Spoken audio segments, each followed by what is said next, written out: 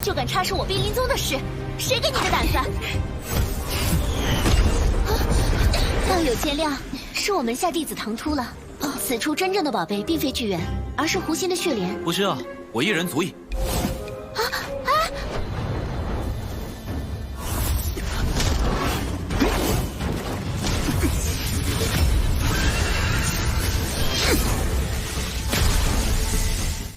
Kembali lagi bersama para jagoan. Seperti biasa, Mimin selalu mendoakan kalian semoga selalu dalam keadaan sehat dan dalam kondisi terbaik ya. Di video kali ini Mimin akan melanjutkan Donghua by Lian Peiseng. Tak berlama-lama, langsung saja kita masuk ke isi ceritanya.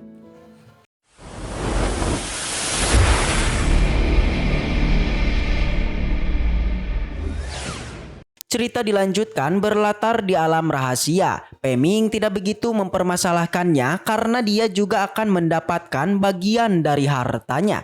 Tak lama kemudian gadis itu pun bangkit dan dia berterima kasih atas bantuan yang dia berikan. Namun tetap saja tindakan itu sudah keterlaluan. Li tidak begitu peduli karena yang diinginkan itu hanyalah harta karun. Alhasil pertarungan pun terjadi di antara mereka berdua. Dalam pertarungan ini Li sedikit kesulitan karena gadis itu menggunakan sebuah teknik laba-laba beracun. Ia pun yakin Li akan segera mati di tangan dirinya. Di sisi lain, Peming pernah mendengar tentang seorang praktisi yang dapat mengendalikan serangga. Ia tidak menduga akan melihat hal itu dengan mata kepalanya sendiri. Di saat Peming menggunakan kekuatannya, ia pun merasakan adanya dua api dengan atribut unik. Tanpa berlama-lama, Peming pun menggunakan jimat penghilang tubuh untuk menghindari pertarungan dan memasuki gua tempat kedua api itu berada. Demi berjaga-jaga, Peming juga menggunakan jimat untuk menutup gua ini. Peming ingat jika dia dapat membuat kaca api menjadi api sungguhan, maka api itu akan bisa menyatu dengan api sejati bawaan. Yaitu api ini masih bisa disempurnakan menjadi api sejati. Hal ini akan menjadi potensi besar di masa depan nanti karena akan sering digunakan. Peming pun segera berusaha untuk menyatukannya. Di sini Peming juga gunakan pecahan yang sempat ia dapatkan sebelumnya. Kekuatan dari pecahan ini sudah mencapai lantai 49 pengumpulan Ki. Dengan api itu Peming yakin menembus lantai 50 itu tidaklah sulit.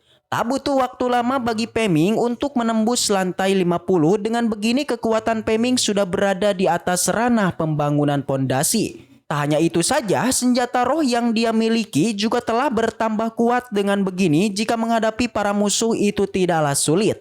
Tapi sayangnya untuk kedua binatang rohnya masih belum berkembang. Peming pun berencana untuk mencari cara untuk mengembangkan mereka. Setelah semua ini, Peming pun menggunakan jimatnya untuk menyamar. Di sisi lain, tanpa diduga gadis ini berhasil mengendalikan tubuh Kalajengking dan juga berhasil mengalahkan Lin. Peming yang baru saja keluar dengan mudahnya mengalahkan Kalajengking itu. Dia yang tahu hartanya sudah diambil langsung saja mengajak Peming untuk bertarung. Namun dengan kekuatan Peming sekarang, wanita ini bukanlah apa-apa. Tapi tentu dia tidak boleh meremehkannya karena gadis itu telah berhasil mengalahkan Lien. Dalam pertarungan mereka, Peming tahu betul bahwa dengan teknik yang digunakan oleh wanita ini, pasti dia itu adalah anggota dari Sekte Biling.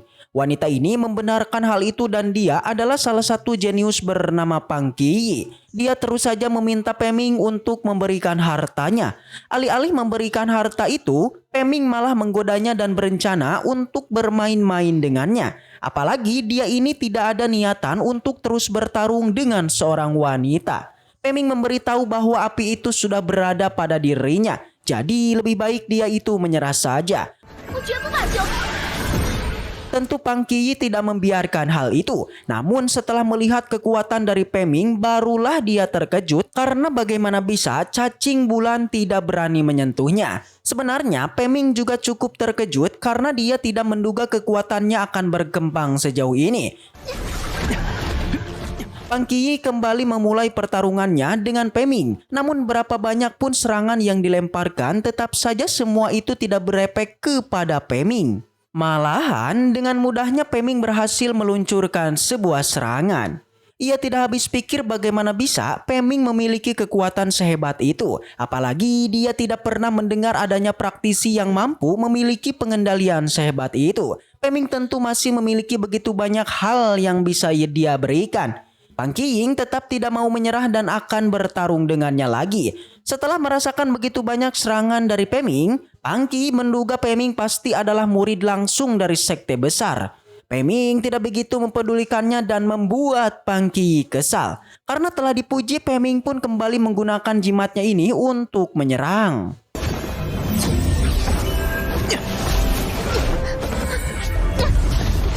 Untung saja dalam pertarungan itu Peming masih bisa menang. Namun dia tetap tidak ada niatan untuk menghabisi gadis itu.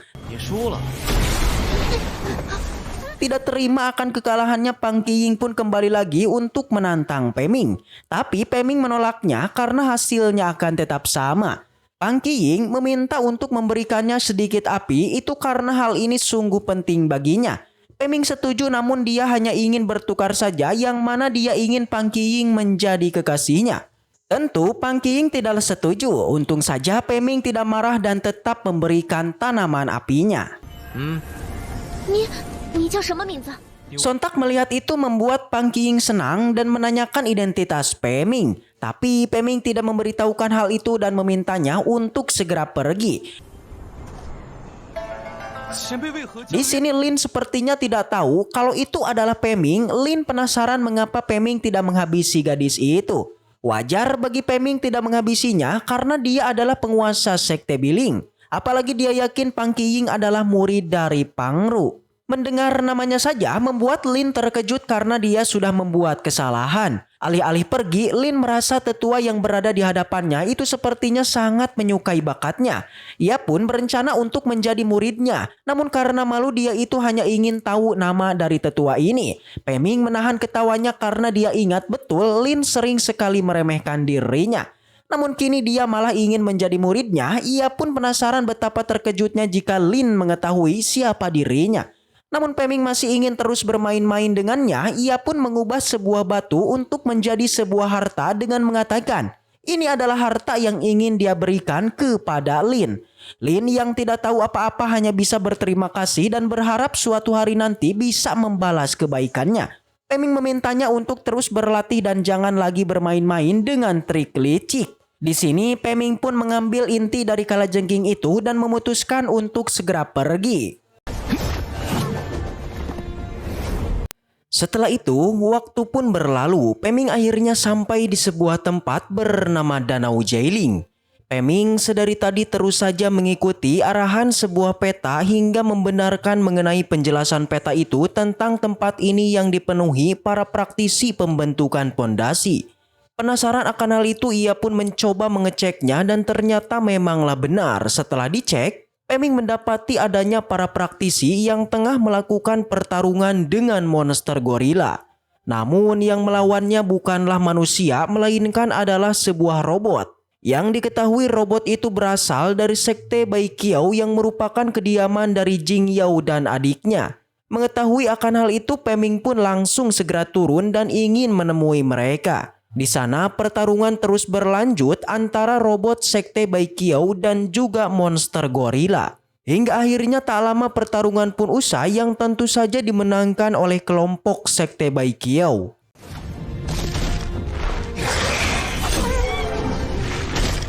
Di saat akan mengambil inti monsternya, tiba-tiba seseorang pun muncul untuk mengambil inti monster gorila. Namun nampaknya seorang tetua sedikit tak setuju jikalau inti monsternya diambil oleh mereka. Yang mana sebelumnya kedua belah pihak antara sekte Baiqiao dan juga mereka ternyata telah melakukan kerjasama. Jadinya tetua ini pun meminta agar inti gorila dibagi dua. Namun para murid dari sekte Bailing ternyata enggan melakukan hal itu. Mereka mengklaim inti monster gorila hanyalah milik mereka. Pada saat yang sama di sana kemudian muncullah penguasa sekte Biling yaitu Pang Qiyi. Semua anak buahnya lalu memberikan inti monster tersebut pada penguasa mereka. Yang jelas saja semua anggota Sekte Baikiao menjadi tak terima karena seharusnya harta itu harus dibagi dua. Namun ternyata para murid Sekte Bailing tidaklah menghiraukannya. Mereka ternyata hanya memanfaatkan kekuatan Sekte Baikiao untuk melawan monster gorila. Dan kini setelah tahu kalau kekuatan orang-orang Sekte Baikiao sudah lemah, mereka langsung bergerak untuk mengambil harta itu. Selain dari anak buahnya, Pang Qiyi selaku ketuanya juga sangat licik.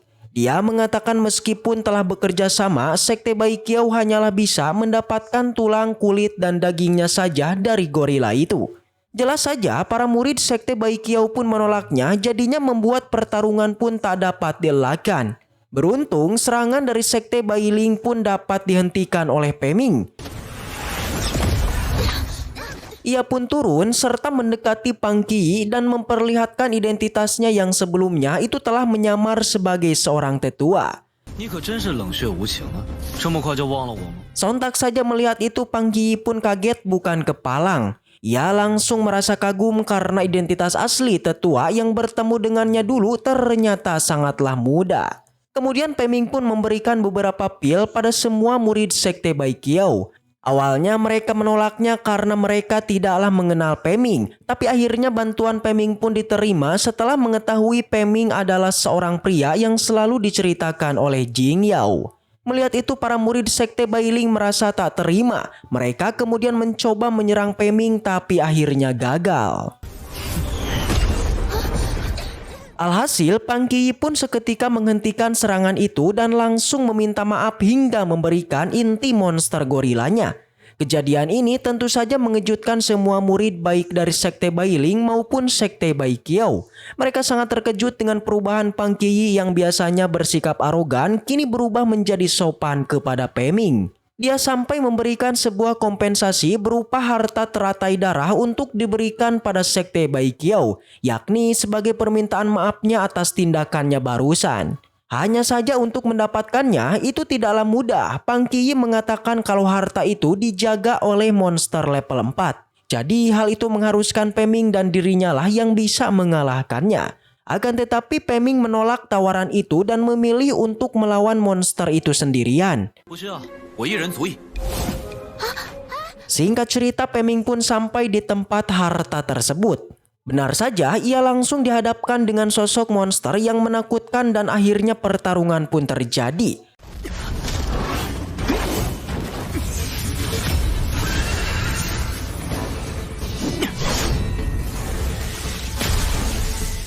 Setelah bertempur begitu lama, akhirnya Peming pun berhasil mengalahkannya dan mendapatkan harta teratai darah. Sontak saja melihat itu semua orang tak terkecuali Pang Qiyi merasa sangatlah kagum. Kemudian Peming menanyakan tentang keberadaan Jing Yao pada kelompok Sekte Baikiao. Sang tetua menyebutkan bahwa Jing Yao dan juga adiknya saat ini telah menjalankan sebuah tugas dari sektenya. Namun meski begitu mereka memiliki sebuah jimat yang bisa mengetahui posisi serta kondisinya saat ini. Dapat dilihat bahwa mereka saat ini sedang berada di hutan daun merah. Namun tak disangka di sela perbincangan Peming dengan Pang Qiyi, tiba-tiba jimat di tangan sang tetua pun bereaksi yang itu menandakan kalau Jing Yao dan adiknya tengah dalam bahaya. Tak basa-basi setelah mengetahuinya Peming pun memutuskan untuk segera pergi. Scene kemudian berpindah kali ini berlatar pada sebuah tempat yang di sana terlihat adanya sebuah pertarungan antara Sekte Luoxia dan juga Sekte Darah. Diketahui penyerangan yang dilakukan Sekte Darah yakni mereka menginginkan sebuah peta yang ada di tangan Xiao Yu. Tapi Xiao Yu menolaknya membuat akhirnya pertarungan pun tak dapat dielakkan.